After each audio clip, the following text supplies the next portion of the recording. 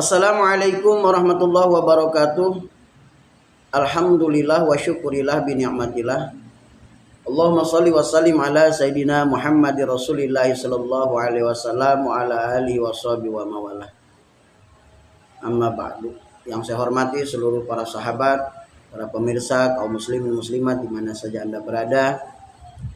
Semoga Allah senantiasa memberikan kepada kita kesehatan jasmani dan rohani. Nah, kemarin kita sudah membahas masalah istighfar setelah sholat. Jadi sebelum kita berdoa, begitu salam ke kanan, assalamualaikum warahmatullah, assalamualaikum warahmatullah, ke kiri, kita kan baca istighfar tuh. Astagfirullahalazim alladzi la ilaha illa huwal hayyul qayyum wa atubu ilaihi min jami'il ma'asi wad dzunub. Nah, kemarin udah beres tuh. Nah, sekarang istighfar yang kedua. Yang tadi itu dibaca 3 kali. Nah, sekarang yang kedua, setelah bacaan istighfar, permohonan ampunan pada diri sendiri, maka kita juga disunahkan untuk memohon ampunan untuk diri kita, orang tua kita, guru-guru kita, orang-orang yang wajib kita berikan nafkah, dan juga kaum muslimin muslimat. Bunyinya begini. Astaghfirullahalazim li wa li walidayya wa li masyayikhina wa li ikhwanina wa li ashabil huquqi wajibati alaina wa li jami'il muslimin wal muslimat wal mu'minin wal mu'minat al ahya'i minhum wal amwat. Berapa kali itu bacanya, Ustaz? Itu bacaannya cukup 1 kali saja, tidak masalah, ya. Nah, apa yang dimaksud dengan kalimat itu? Kalimat itu adalah pengakuan bahwa kita ini penuh dengan dosa. Jadi, ya Allah, ampunilah dosaku. Dan juga permohonan ampunan itu jangan untuk kita juga, tapi untuk wali walidayya, kedua orang tua, ya. Li wali walidayya. Lalu kepada siapa lagi? Kepada guru-guru kita, wali masyayikhina. Kenapa orang tua kita mohonkan kepada Allah sebuah ampunan? Karena kita bersyukur kepada Allah terhadap orang tua kita. Kita bisa hidup sampai saat ini sehat jasmani, kita bisa berakal, kita bisa belajar, kita bisa melihat, kita bisa segala-galanya. Itu syariatnya adalah dari kedua orang tua kita. Maka jangan enggak tuh, ya. Kita mintakan kepada Allah ampunan buat mereka semua. Karena mereka lah kita bisa bernapas sampai hari ini. Ya, selain mendoakan juga kalau orang tuanya masih ada, itu adalah keramat yang luar biasa. Kalau bisa jangan kamu sia-siakan orang tua itu. Fadilah sangat luar biasa. Bahkan jangan sekali-kali kamu sakitin tuh kedua orang tua. Jadi selain berdoa atau mendoakan kedua orang tua, memohon ampunan buat mereka, kita juga jangan syarru bil walidain. Jelek kelakuan, buruk kelakuan kita kepada kedua orang tua. Lalu wali masyayikhina, dan kita memohon ampunan kepada Allah untuk guru-guru kita yang telah mengajarkan kita, ya. Maka masyayikhina di situ kan kalimatnya kalimat jama tuh. Jadi seluruh guru-guru kita yang pernah mengajarkan kebaikan kepada kita, bahkan tentang dunia, masuk tuh di dalam masyayikhina.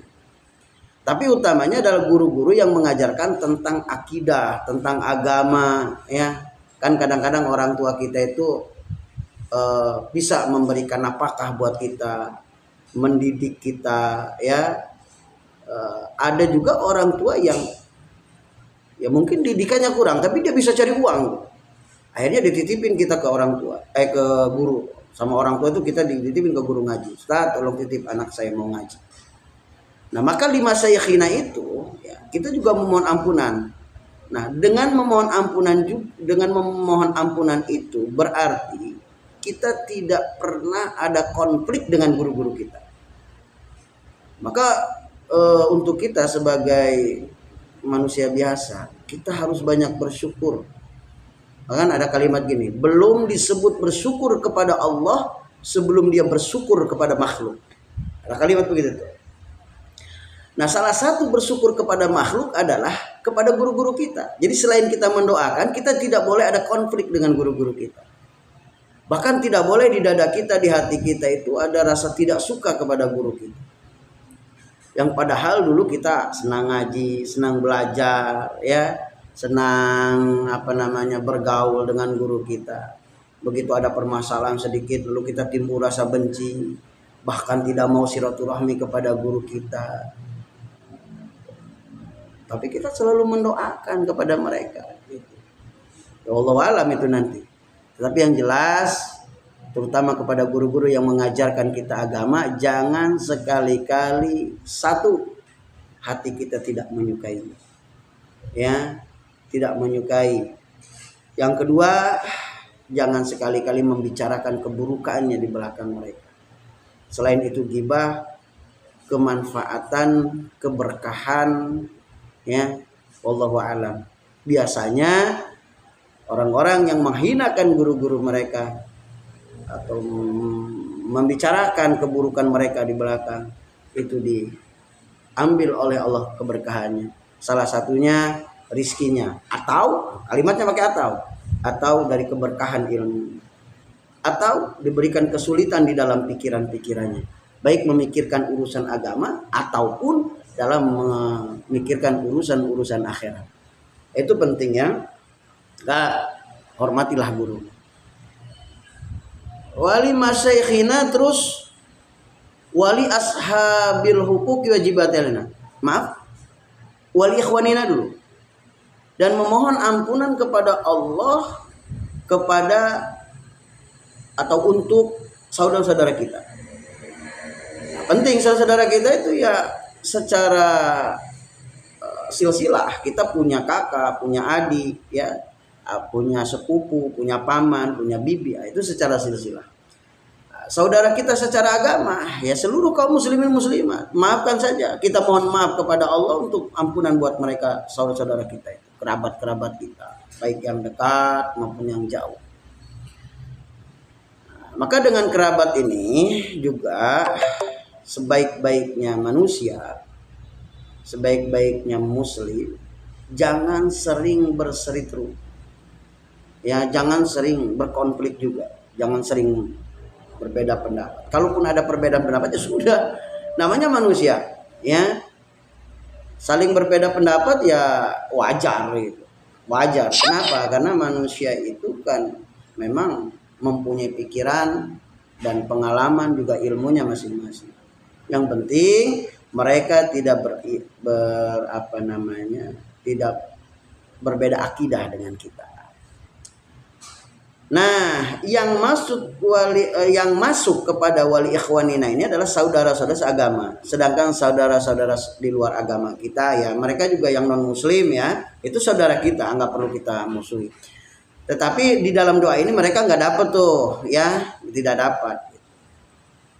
dapat, karena sudah terpisah dengan akidah dan juga kepercayaan.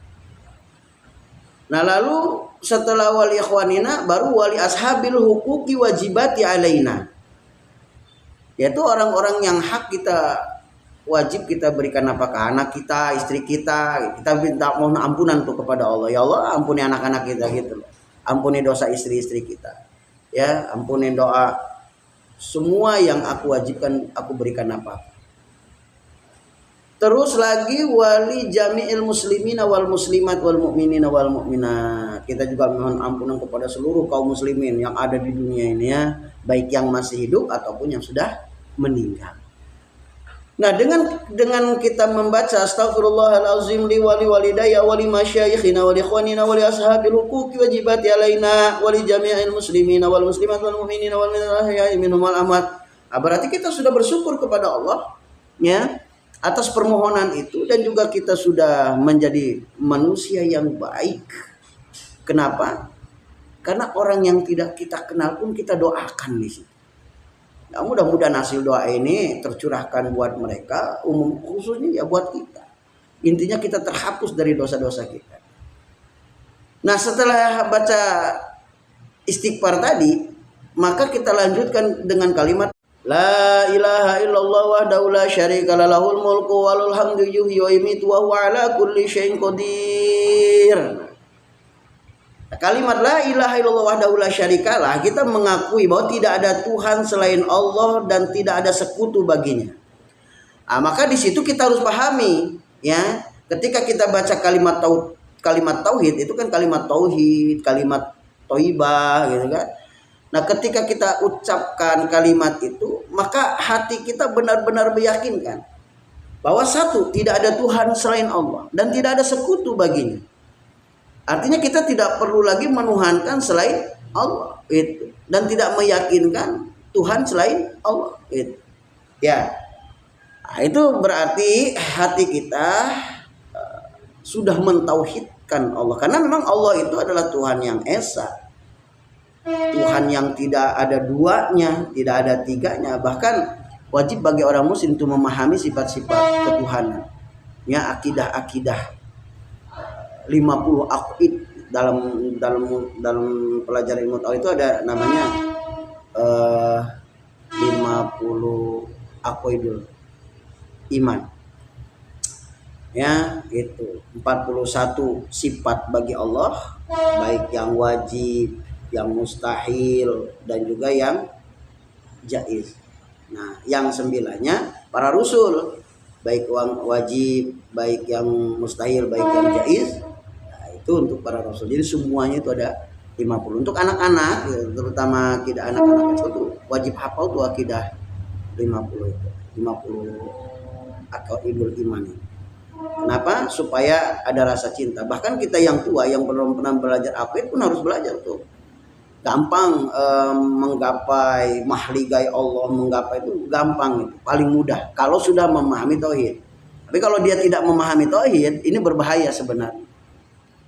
Apa bahayanya? Karena ketika mereka tidak memahami tauhid, hanya sekedar tahu aja bahwa Allah itu Tuhan yang ada, Tuhan yang esa, maka ketika dia melakukan ibadah-ibadah seperti wiridan-wiridan, amalan-amalan gitu kan, nah, mereka nanti begitu ada ujian-ujian gaib, mereka akan akan tergoda dan terbius di dalam sesuatu yang gaib. Itu banyak sih saya ketemu sama kawan-kawan, kalau dia sering cerita, saya ngamalin A, ngamalin ini, ngamalin itu. Jadi waktu ngamalin itu tengah malam datang angin, itu ada datang suara, kadang-kadang ada yang bercerita datang orang memakai jubah segala macam. Nah, di dalam wiridan itu, baik yang ada dari Al-Quran atau yang sudah kawarid di dalam hadis atau yang ditulis sama ulama-ulama, sebenarnya wiridan itu adalah gunanya taqarrub ilallah, mendekatkan diri kepada Allah. Ya, jangan terbius dengan sesuatu yang gaib. Nanti kita nanti kita tersesat dengan sesuatu yang tidak nyata. Ya, maka orang yang ada ya, yang lemah fisik, yang lemah mental, yang lemah iman, yang lemah ilmu, begitu dia wirid dapat yang gaib, dia nggak tahan, akhirnya apa, stres, gila gitu ya. Kita nggak pengen tuh kayak gitu, karena penyakit gila itu adalah salah satu penyakit yang paling sulit untuk disembuhkan. Maka untuk itu hati-hati. Nah, maka lebih baik daripada kita aneh-aneh, lebih baik hati kita ini cenderung hanya ibadah itu kepada Allah, baik terutama sholat 5 waktu ataupun tentang sunah-sunah ataupun tentang wiridan-wiridan. Ya, wiridan tauhid itu kalau bisa hati kita itu hanya cenderung kepada Allah. Begitu kita ngalamin ada sesuatu yang gaib, udah jangan kegoda, udah nggak perlu kegoda, nggak perlu kita GR gitu, biarin aja yang gaib itu lewat gitu, karena itu bagian dari ujian. Itu kalau kita mau sukses mah ya, tapi kalau kita mau aneh-aneh ya silakan aja, itu urusan antum semua. Kalau bisa kita umat Islam ya serahkan aja semua kepada Allah, nggak perlu harus ini harus itu dalam masalah wiridan. Nah, la ilaha illallah wahdahu la syarikalah lahul mulku wa lahul hamdu yuhyi wa yumiitu wa ala kulli syai'in qadir. Ini pengakuan diri kita bahwa Allah itu yang maha hidup dan yang menghidupkan, tidak akan pernah mati, berdiri sendiri, ya, itu. Nah, kita balik ke ilmu tauhid tadi sedikit ya. Nah, dalam aqid iman itu kan diajarin tuh ada sifat wajib. Nanti kapan-kapan kita bahas lah itu sifat wajib pelan-pelan, baik dari dalil akli maupun dari nakli. Ya, mudah-mudahan aja ini jadi manfaat buat kita ya. Nah, setelah la ilaha illallah wahdahu la syarika lahul mulku wa lahul hamdu yuhyi wa yumiitu wa ala kulli syai'in qadir dibaca 10 kali. 10 kali ini. Pak Ustaz kalau 3 kali aja boleh silahkan, tapi kalau ulama-ulama guru-guru saya itu juga itu biasanya 10 kali. Saya juga kadang-kadang 10 kali. Banyakan 3 kali. Gitu ya. Apalagi kalau ada undangan ngeriung, itu wiridannya disingkat. Lumayan, enggak besek. Nah, setelah itu Allahumma ajirna minan nar, Allahumma ajirna minan nar, Allahumma ajirna minan nar. Ya, apa itu maksudnya? Maksudnya itu kita minta kepada Allah, ya Allah jauhkan kami. Kalau ramean tuh kami ajirna, kalau sendiri ajirni ya silakan aja. Oh, sendirian juga pakai ajirna minan nar, ajirna mutakalim goer wahdah ya. Atau mutakalim ma'al goer. Ya silahkan saja, nggak apa-apa, nggak masalah. Allah Maha tahu maksud kita. Yang penting nggak usah aneh-aneh gitu kan. Berapa kali Ustaz? 7 kali aja, nggak usah banyak-banyak. Baru Allahumma antas salam wa minkas salam wa ilaika ya'udus salam fa hayna rabbana bisalam wa dakhinal jannata darussalam. Tabarakta rabbana wa ta'ala ya zal jalali wal ikram. Sami'na wa ata'na ghufranaka rabbana wa ilaikal masir. Terus Allahumma ini ala zikrika wa syukrika wa husnul ibadati. Nah, ini adalah kalimat ini berharap hati kita ini supaya diselamatkan. Allahumma antas salam, wahai zat yang penuh dengan salam. Itu engkau yang memberikan keselamatan. Kepadamu kami memohon keselamatan. Kami berbalik kepadamu dan tempatkan kami kelak nanti di Darussalam. Di tempat yang penuh dengan keselamatan, alias surga. Ya walaupun gak surga, yang penting jangan neraka aja dah, gak apa-apa. Gak apa-apa ya Allah kami gak masuk surga, tapi jangan masukkan kami ke dalam neraka. Ilahi lastuli firdausi ahla wala aqwa alan naril jahim dan seterusnya. Jadi kita itu berharap kepada Allah ditempatkan di tempat yang salam, yang penuh dengan keselamatan. Ya, tuh beres itu apa Pak Ustadz? Beres itu nanti kita sambung lagi ya, karena menitnya udah lumayan panjang. Insya Allah nanti kita sambung ke kalimat selanjutnya.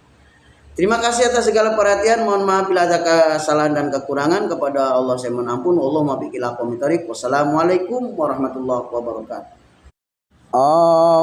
Allahumma salli wa sallim ala sayyidi wa habibi wa qalbi bi qalbi wa jasadi wa ruhi sayyidi rasulillah Muhammad ibni Abdillah as-sadiqil amin wa ala alihi wa sahbihi wa sallim. Allahumma salli wa sallim ala sayyidi wa habibi wa qalbi bi qalbi wa jasadi wa ruhi sayyidi rasulillah Muhammad ibni Abdillah